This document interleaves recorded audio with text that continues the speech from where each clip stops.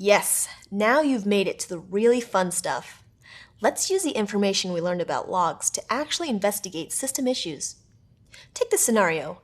You're working in an IT support role, and one of your users tells you that they leave their computer on all the time. But they recently woke up to find that the computer had shut down. What do? Maybe you stay up through the night, keeping a close eye on the computer, not taking any breaks to use the restroom or even blink. You wait and wait and wait until the computer shuts off. Or, in a sane and normal world, you decide to just look through the system logs. Let's go with that option. So where do you begin? At first, logs can be really messy and daunting to look at. We'll talk about the techniques you can use to view logs, but rest assured, you'll never need to read a log line by line. Whew. The first thing you want to do when looking at a log is to search for something specific. But what if you're seeing issues with an application and you don't know where to start looking? Well, luckily for us, our systems log information in a pretty standard way. If an application is getting a lot of errors, what do you think you can search for?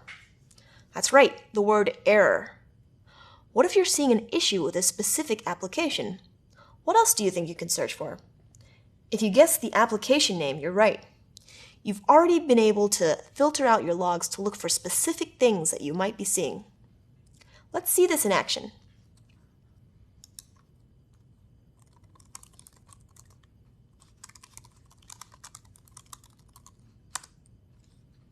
Here, we can see the log results that have the word error in them. If you need to investigate issues that happen around a certain time, you can actually do that by checking the timestamps around that time. You may find the problem that's causing your issue this way, or at least get a little closer to figuring out what it is.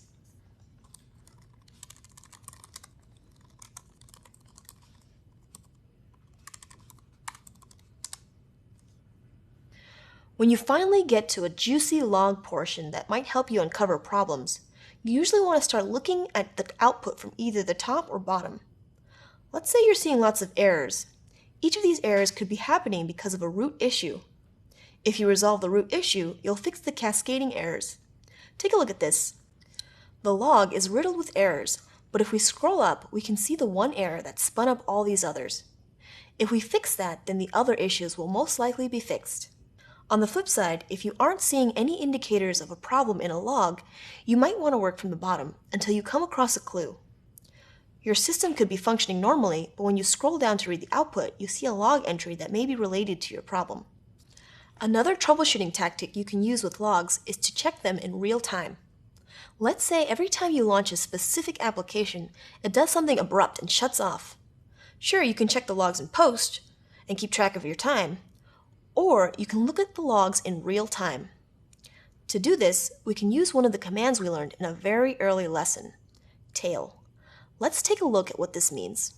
We're going to tail-f the syslog file and keep it in an open window.